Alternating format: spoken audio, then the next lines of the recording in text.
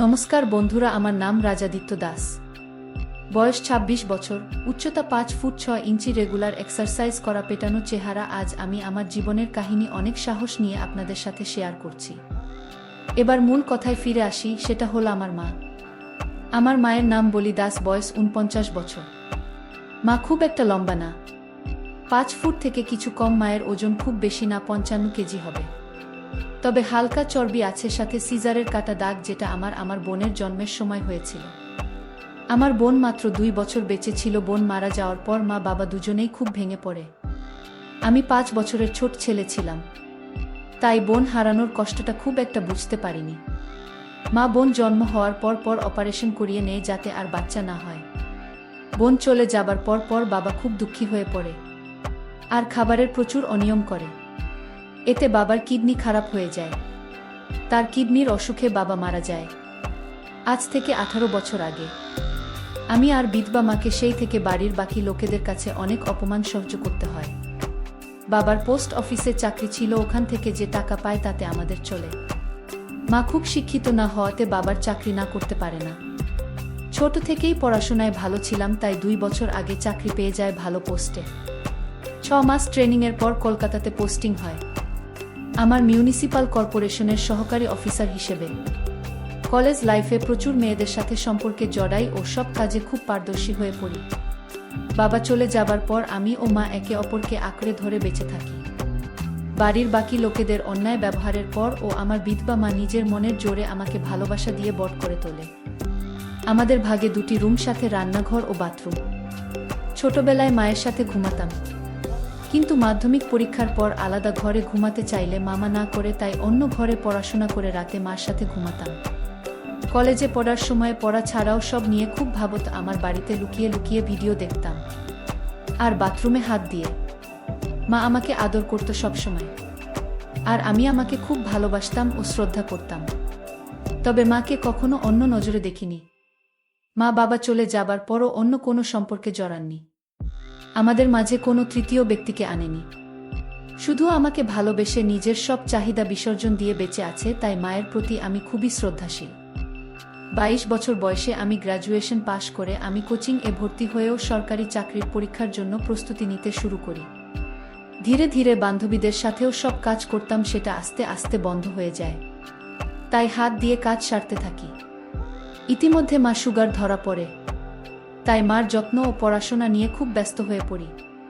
কারণ একটা ভালো চাকরি পেয়ে মুখে হাসি ফোটানো আমার একমাত্র লক্ষ্য হয়ে দাঁড়ায়। আমার চেষ্টা সফলও হয়। আমি চাকরি পেয়ে যাই, এতে মার চোখে আনন্দের জল চলে আসে। আমি চাকরি ট্রেনিংয়ের জন্য বাইরে যাই। ট্রেনিং শেষ হলে কলকাতাতে পোস্টিং পাই, তাই কলকাতা যাবার সিদ্ধান্ত নিই। কারণ আমি ভেবেছিলাম আগে চাকরিতে স্থিত হয়ে তারপর মাকে নিজের কাছে নিয়ে যাব। মা রাজি না হলেও আমি জোর করে একা কলকাতা চলে আসি, আর এক বেডরুম, বাথরুম আর কিচেনের একটা ফ্ল্যাট ভাড়া নিই। নতুন চাকরির কাজের চাপে নিজের যত্ন নেওয়ার কথা কি ভুলে যায়। সারাদিন অফিস, বাড়ি ফিরে হোটেলের খাওয়া দাওয়া করি, আর অভ্যাসবশত রেগুলার ভিডিও দেখি, আর হাত দিয়ে কাজ সারা আর সিগারেট টানা বাজে অভ্যাস শুরু করি। এতে হিতে বিপরীত হয় আর আমার টাইফয়েড হয়ে যায়, খুব অসুস্থ হয়ে পড়ি। তখন মা খুব ভয় পেয়ে যায় আর মামাকে সাথে করে নিয়ে কলকাতাতে চলে আসে আমার সাথে একবারে থাকার জন্য। টাইফয়েডের ইনফেকশন কমে আসছে, মামা চলে যায়। মামা চলে যাবার পরে মা সারাদিন আমার যত্ন করে আমাকে খাইয়ে দেয়। আমার সব কাজ করে স্নান করিয়ে দিতে চাইলে আমি রাজি না হওয়াতে মা আমাকে বাথরুমে ধরে ধরে নিয়ে যায় আর দরজার বাইরে দাঁড়িয়ে থাকে। এভাবে আস্তে আস্তে সুস্থ হতে থাকি। ডাক্তার আরও কিছুদিন বেড রেস্ট নিতে বলে। এদিকে মা থাকাতে অনেকদিন ভিডিও দেখতে পারছি না, তাই ছটফট করছি, চালাই। এভাবে হঠাৎ করে একদিন ফোনে নেট ঘাঁটতে ঘাঁটতে একটা গল্পের সাইট খুলি। গল্পের মেয়েটির জায়গায় ক্যাটরিনা কাইফকে মনে করি, আর ছেলেটির জায়গায় নিজেকে। এভাবে নিজেকে শান্ত করি। এভাবে আর ২ মাস কেটে যায়। এরপর একদিন রাতে মা খুব চাপের ছিল, তো মা দূরে বাথরুমের ভিতরে ঢুকে লাইট জ্বালিয়ে কোনোমতে পেচ্ছাপ করতে বসে। মা হয়তো ভেবেছিলে আমি ঘুমোচ্ছি, তাই দরজা বন্ধ করে, কিন্তু আমি গল্প করছিলাম। তাই মাকে দেখে ফোন নামিয়ে পাশে রেখে দিও। ঘুমানোর অভিনয় করি। হঠাৎ মাকে এভাবে দাঁড়াতে দেখে দরজার দিকে তাকায় আর আমার মাথা নষ্ট হওয়ার জোগাড়। কোনোদিনও মাকে এভাবে দেখিনি। পরক্ষণেই নিজেকে সংযত করি ও ভৎসনা করি। মাকে আমি কিছু বুঝতে দিই না। কিন্তু রাতে মা যখন আমাকে ধরে ঘুমায় তখন কেন জানি না আমার কেমন জানি হয়। নিজের মধ্যে এই পরিবর্তন আমাকে অবাক করে দেয়। এর মধ্যে একদিন রাতে গল্প খাচ্ছিলাম। হঠাৎ একটা মা ছেলের গল্প পাই। তারপরে মাথা আমার কাজ করা বন্ধ করে দেয়। একটু আলাদা রকম ফিলিং হয়। নিজের ওপর রাগ হয়, কিন্তু আলাদা রকম উত্তেজনা হয়। একটার পর আরেকটা গল্প করতে শুরু করি। ধীরে ধীরে আসক্ত হয়ে পড়ি। এমন পাগল হয়ে যায় যে গল্পের মায়ের জায়গায় আমার বিধবা মা ও নিজেকে কল্পনা করি। বাবু তুই এখন ঘুম আসেনি, কত রাত হলো বলতো, এমন করলে তো আবার শরীর খারাপ করবে, তাড়াতাড়ি ঘুম আর ফোন ঘাটা বন্ধ কর। আমি একটু ঘাবড়ে যাই। মা আমার বুকে হাত রেখেছিলি, ভাগ্য ভালো একটু নিচে রাখেনি, তাহলে খুব বাজে ঘটনা ঘটে যেত। বাবা মারা গেছে প্রায় 18 বছর, মারও জানা আছে নিশ্চয়ই বাড়িতে আমার বিদ্যা অভুক্ত না থাকে। বাইরে কেন যাব? আমাদের মধ্যেও কিছু হলে সেটা একেবারে সুরক্ষিত হবে, কেউ জানবে না, বাচ্চা হওয়ারও ভয় নেই।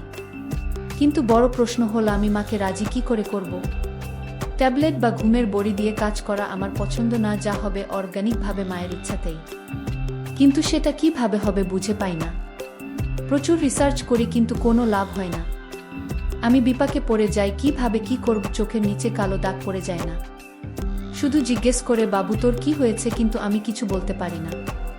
আমার জন্মদিনের দিন মা নিজের মতো করে আয়োজন করে আমরা আনন্দ করি। এরপর মা আমাকে বলে জন্মদিনে কি উপহার নিবি বাবু? আমি তখন বলি মা তুমি সুখী থাকবে, খুশি থাকবে, তোমাকে ভালো যেন রাখতে পারি সেই আশীর্বাদটা দাও। মা বলে তুই আমার খুব ভালো ছেলে, আমার স্বপ্নগুলো পূরণ করছিস, আমি খুব খুশি। এই কথা বলে মা কপালে আর গালে একটা হামি দেয়, আমিও একটা হামি দিই। এরপর মা বলে বাবু একটা সত্যি কথা বলতো, রাতে ঘুম আসে না, কোনো চেহারাটা তো কেমন হয়ে যাচ্ছে, আমার থেকে কি করছিস? আমি বলি কিছু কথা আছে, সেটা তোমাকে বলা যাবে না। এই ঘটনার দুদিন পর রবিবার দুপুরে মাঝখান থেকে বের হয়। আমি শুয়ে শুয়ে টিভি দেখছিলাম, হঠাৎ দেখি মাথা হালকা পিছলে যায় আর মা আলনা ধরে নিজেকে সামলানোর চেষ্টা করে। এই ধস্তাধস্তিতে মা এক সেট হয়ে যায় আর এই অবস্থায় আমি দেখে ফেলি। মা খুব লজ্জা পেয়ে যায়। আর যখন দেখি আমি তাকে দেখছি তখন মা আমাকে বলল, বাবু ওদিকে তাকাও, আমার লজ্জা লাগছে। সাথে সাথে সারা দিয়ে ঢেকে নীল আর একটা নাইটি নিয়ে দৌড়ে বাথরুমে চলে গেল। মা অনেকক্ষণ হলো বাথরুম থেকে বেরোচ্ছে না দেখে আমি মাকে দেখতে থাকলাম, কিন্তু মা দরজা খুলছে না। অনেক জোরাজুরির পর মা দরজা খুল, কিন্তু মায়ের মুখ গম্ভীর। আমি মাকে বললাম, কি হল তোমার মা? উত্তরে মা বলল, বাবু খুব বাজে ব্যাপার ঘটে গেল, এখন আমি তোর সামনে স্বাভাবিকভাবে থাক। মা আমার হাত ধরে বলল, বাবু তুই আমার সব দেখে ফেলেছিস? উত্তরে আমি একটু ইতস্তত হয়ে বলি, হ্যাঁ মা, সব কিছু দেখে ফেলেছি। মা মাথায় হাত দিল আর বলল, খুব খারাপ হল জিনিসটা? আমি বলি না, এটা অতটাও বড় ব্যাপার না। তখন মা বলে, কি বলছিস? আমার সব দেখে ফেলি আর বলছিস কোনো ব্যাপার না? উত্তরে বললাম, না, অত ভাবছো কেন? তুমি বাইরের কোনো তৃতীয় ব্যক্তি, তোমাকে দেখিনি। আমি তো তোমারই অংশ। আমি দেখেছি তুমি নিজের ইচ্ছেতে তো আমাকে সব দেখাওনি, ভুল করে হয়ে গেছে। নিজের ইচ্ছেতে দেখালে আলাদা ব্যাপার ছিল। আর তুমিও তো আমাকে কত এক্সিট অবস্থায় দেখেছ। তাহলে কি আমি লজ্জা করে বসে থাক? ঘরে চলো। এটা শুনে মা বলছে, বাবু সে তো ছোট থাকতে দেখেছি, এখন তো কত বড় হয়ে গেছিস। আর আরেকটা কথা, নিজের ইচ্ছেতে যদি আমাকে দেখে ফেলতেই তখন কি আমাকে খারাপ ভাবতে? আমি রেগে গিয়ে বললাম, আগে শীতের পোশাক পরো, আমার খিদে পেয়েছে, একসাথে খাবো, তারপর আমি একটু বাইরে যাব। আমি স্নান করে আসি, তুমি পুজো দিয়ে নাও। আমি বাথরুমে গেলাম আর হাতের কাজ সেরে নিলাম। আমার মাথা ঘুরে গেল। আমি তাড়াতাড়ি সব পরিষ্কার করে স্নান করতে লাগলাম। আমাকে নিয়ে ভাবতে লাগলাম, যেভাবেই হোক মায়ের সাথে কাজটা করতে হবে। আমি হালকা হালকা ইশারা দেবে আমাকে। এই ভেবে স্নান করে বেরিয়ে দেখি মা খাবার রেডি করে ডাইনিং নিয়ে বসে আছে। আমি চুল আঁচড়ে বরিস পয়লা গিয়ে খেতে বসলাম। আর চোখে মাকে দেখছি মা নিচু হয়ে খাচ্ছে দেখে আমি বললাম, মা কি হয়েছে তোমার? যা হয়েছে সেটা ভুলে যাও তো। মা বলছে, বাবু আমি ভুলতে পারছি না, খুব লজ্জা লাগছে। এই কথা শুনে আমি নিজের রাগ সামলে নিয়ে বলি, মা আমি কি করলে তোমার এই লজ্জা কাটবে, তুমি বল তো। মা বলে, আমি কিছু জানি না রে বাবা। আমি এবার বলি, ঠিক আছে, তোমার এই গুণটা মুখ আমার দেখতে ভালো লাগে না, তুমি ছাড়া আমার আর কেউ নেই। আমি তোমার সামনে এক সেট হয়ে যাব, তুমি দেখে নিও, তাহলে তোমার লজ্জা যদি কাটে। আর মা তুমি পোশাক পরেও যতটা সুন্দরী, পোশাক ছাড়াও ততটা সুন্দরী। এটা শুনে মা একটু থমকে গেল। তখন আমি মাকে বলি, আমি আর তার দিকে বাড়ি ফিরে আসি, তারপর সব কথা হবে। আমি বেরিয়ে আমার এক বন্ধুর সাথে আড্ডা দিতে চাই, কিন্তু মন লাগছে না। তাই 6টার দিকেই বাড়ি ফিরে আসি। মা আমাকে আসতে দেখে বলে, এত তাড়াতাড়ি চলে এলে যে? আমি বলি, তুমি এমন গোমরা হয়ে বসে থাকবে আর আমি বাইরে আড্ডা দিব, সেটা হয় না। আর আকাশটাও খারাপ করেছে, ঠান্ডাও লাগছে ভালোই, তাই চলে এলাম। আমরা একসাথে চা খাই। তারপর মাকে বলি, এবার তুমি আমাকে খুলে বল, কি হয়েছে তোমার? তো মা বলে, তুই আমার সব দেখলি তো বাবা ছাড়া, আর কেউ আমাকে দেখেনি। আজ তুই দেখলি কেমন লাগছে? তোর সামনে আসতে লজ্জা লাগছে। খুব ভালো ছিলাম, যে কোনো অভাব ছিল না, কিন্তু কি জানি কি হচ্ছে। তখন আমি রেগে যাই আর বলি, তোমাকে পুরোপুরি এক সেট প্রথম দেখেছি হয়তো, কিন্তু তোমার প্রায় প্রতিটি অঙ্গ আমি দেখেছি, যখন তুমি রাতে বাথরুম যেতে দরজা বন্ধ না করে। না, এটা শুনে একটু হয়ে যায়। এরপর আবার আমি বলি, এই মাঝ বয়সেও এত মেনটেন করে রেখেছ। পেটের ছেলে দেখেছে, তাতেও লজ্জা? জিজ্ঞেস করতে না আমি কেন ঘুমাই না? সেটার উত্তর হল, রাতে ঘুম আসে না। 26 বছর বয়সে যে জ্বালা হয় সব ছেলে ঠিক তেমনি জ্বালা আমার, কাউকে বলতে পারি না। তাই ভালোবাসার অভাবে আমার এই অবস্থা। মা তখন বলে, নিজেকে সংযত করার অন্য একটি উপায় আছে, সেটা করে একটু আরাম পাবে, কিন্তু শরীরকে এভাবে কষ্ট দিস না বাবা। তখন আমি বলি, মা আমার কষ্টের পরিমাণ অনেক, তাই তোমাকে বললাম, সন্তানের কষ্ট মা ছাড়া আর কেউ বুঝবে না। মা বলে, আমি জানি সোনা, একটা কথা বলি, আমিও তো নিজের চাহিদা ভুলে তোর জন্য বেঁচে আছি। তুই নিজে কষ্ট পেলে আমারও কষ্ট হয়। বাবা আমাকে একটু সুখ যে বাবা। আমি তখন বলি, তোমাকে সুখী করা আমার একমাত্র উদ্দেশ্য।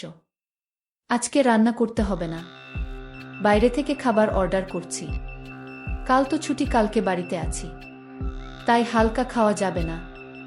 এবার বলে, বাবু এটা বুঝিস, আমার ছেলে মাঝে আমি কোনোদিনও কাউকে আনিনি। তুইও আমাকে একটু সুখ দিস তাহলে হবে। আমি বলি, তোমার জন্য আমি সব করতে পারি। যেমন তোমার লজ্জা ভাবটা আগে কাটাই বলে বাথরুম গিয়ে হাত পা ধুই আর সব বাইরের জামাকাপড় ছেড়ে এক সেট হয়ে বাইরে বের হই। মা চা খাচ্ছিল, আমাকে এই অবস্থায় দেখে চমকে যায়, আর মার হাত থেকে কাপ নিচে পড়ে যায়।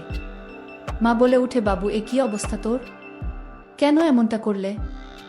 আমি ওই অবস্থায় মায়ের সামনে গেলাম আর মাকে বললাম, তোমার লজ্জা কাটানোর জন্য আর কোনো উপায় ছিল না। তুমি তো নিজের ইচ্ছেতে সব কিছু দেখাননি, তাও লজ্জা পাচ্ছ।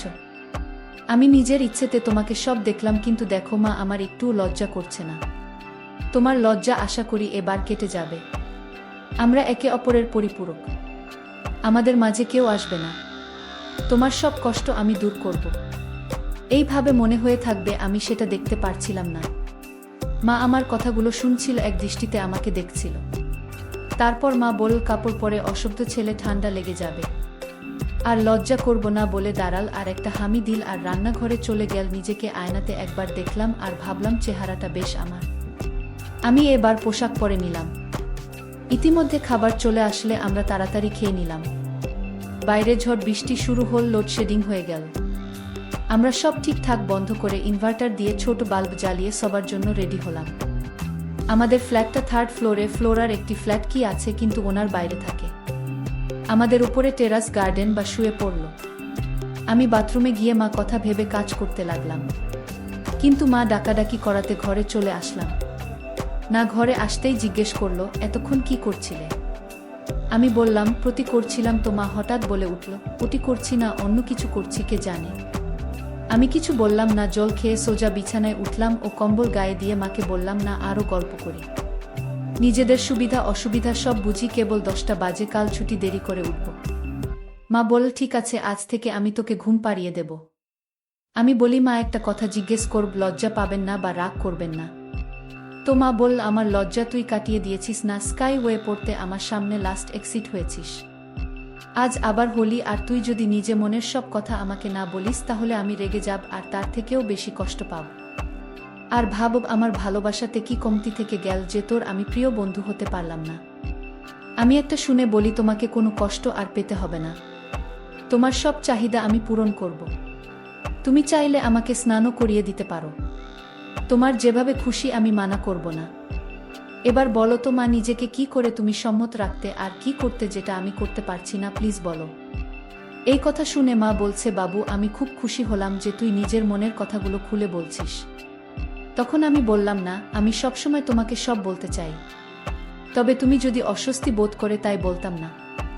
আর তুমি যা লজ্জা পাও তাই বলতাম না, তুমি ফ্রি হয়েছ তো আমি আমার সব তোমাকে উজাড় করে দেব, যেমনটা তুমি চাও। আমার বিধবা মা, আমার প্রিয় বন্ধু আছে, আর কাউকে লাগবে না। তারপর বলতে শুরু করল, বাবু তুই এটা ভাবিস না, আমাকে শারীরিক কষ্ট পেতে হয়নি। উত্তর কষ্টের পরিমাণটা হয়তো অনেক, কিন্তু আমার কষ্ট কিছু কম ছিল না। অন্য কারো সাথে সম্পর্কে আমি জড়াইনি। তোর মুখ দেখে নিজেকে সংযত রেখেছি, কখনো কখনো নিজেকে নিজেই ঠান্ডা করতাম। বাস আর কিছু না, জানতাম এটা শরীরের জন্য ঠিক না, কিন্তু আমার আর কিছু করার ছিল না। তোর জন্য সব কিছু বিসর্জন দিয়েছি বাবু, আমাকে এবার একটু সুখের মুখ দেখাস। আমার একটু খারাপ লাগল। আমি বললাম, সোমা আগে যা হয়েছে ভুলে যাও, আমি তোমাকে এখন থেকে এতটা ভালোবাসব, আদর যত্ন করব, তুমি সব কষ্ট ভুলে যাবে। মা তখন বলল, বাবু তোর তো উপায় আছে নিজের চাহিদা মেটানোর, তাহলে নিজেকে নিজে ঠান্ডা করার চেষ্টা করিস না, খুব খারাপ। আমি বলি, মা ডাক্তার ও আমাকে মানা করেছে, কিন্তু মা আমার কোনো বান্ধবী নেই, আমি এখন কোনো সম্পর্কে জড়াবো না, আগে তোমাকে পৃথিবীর সুখ দিই, তারপর দেখা যাবে। তখন মা বলেন, আমার ছেলে বড় হয়ে গেছে, কিন্তু সব সুখ কি আর পারবে, সব সুখ সবার কপালে থাকে না। তখন আমি বলি, কি এমন সুখ যেটা তোমার ছেলে তোমাকে দিতে পারবে না? তখন মা আমার গালে হাত দিয়ে আমাকে বলে, পারবি না রে বাবু, পারবি না, আমাকে ওষুধ দিতে পারবি না। আমি বলি, কোনো মা, আমি কেন পারবো না, নিজেকেও তোমাকে সব সুখ দেব, তোমার সব চাহিদা পূরণ করব, এই প্রমিস করেছি, শুধু তোমাকে মুখ ফুটে বলতে হবে না। তখন বলে, ছেলেকে কি এটা বলা যায় বাবু? পৃথিবীর সবচেয়ে নিষিদ্ধ জিনিস লোকে জানলে তথ্য করবে। আমি মার হাত ধরে বলি, মা একটা কথা আমার মাথার দিব্যি দিয়ে বলতো, তুমি কি সত্যি চাও? না, আমাকে উপযুক্ত মনে করো না। আমাদের দুজনের এই জীবন, এই একাকী জীবন, আমাদের মাঝে কেউ কোনো দিন আসেনি, আসবেও না। আমার জন্য সব বিসর্জন দিয়েছিলে, আমার জন্য সব ফিরে পাবে। তুমি নিজেই বললে তোমার ছেলে বড় হয়েছে আর আমরা বেস্ট ফ্রেন্ড, তাহলে কি মা আমি? মা কান্না করে উঠল আর বলল, দূর থেকে উপযুক্ত আর কেউ না রে বাবু, শুধু আমার মাতৃত্ব বোধ আমাকে আটকাচ্ছে। আমি তখন বলি, আমি কিছু কথা বলবো, তাহলে তোমার মাতৃত্ববোধ আরও জেগে উঠবে, কিন্তু সেটা আমাকে আপন করার দিকে। মা তুমি কি জানো, আমি শরীর খারাপের সময় ইন্টারনেট থেকে গল্প করতাম আর নিজেকে ঠান্ডা করতাম। গল্প পড়ে হঠাৎ তোমার আমার কথা মনে পড়ে যায়, আর খুব গরম হয়ে যায়। মনের চাহিদা তোমাকে পাবার চাহিদাতে পরিবর্তন হয়, কিন্তু কোনো পথ খোলা না থেকে খুব কষ্ট পাই। ডাক্তার দেখাই, সেটা তো তুমি জানোই না। মা তোমার ছেলে বেড়াজালে জড়িয়ে পড়েছে, আমি খুব কষ্ট পাচ্ছি না, আমাকে বাঁচাও। তোমাকে লুকিয়ে লুকিয়ে দেখি, তাই সেদিন তুমি খুব লজ্জা পাচ্ছ দেখে আমি নিজেই অ্যাকসেপ্ট হয়ে সব দেখানোর জন্য।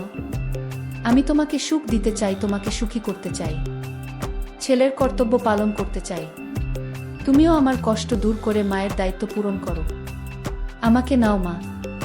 মা তখন বলে, তোর মনে এত কিছু ছিল বাবু, তোকে আমি নিরাশ করব না বাবু, আমাকে সুখ দে, তবে বন্ধুর মতো না, যা হবে মা। ছেলে হয়ে আমি মা হয়ে তোর কাছে সব চাই, তাই বাবু কাছে আরও। আমি মাকে আই লাভ ইউ বলে নিয়ে মাকে উঠে বসতে বলি আর লাইট জ্বালিয়ে দিই। মা কিছু বলার আগে মাকে পা ছুঁয়ে প্রণাম করি আর বলি, এটা আমাকে ছোট থেকে আগলে রাখার জন্য, এরপর যা হবে সব নতুন, সব আলোতে হবে। আর যদি কোনো ভুল ত্রুটি করিও ক্ষমা করে দিও বলে কাজ শুরু করে দিই।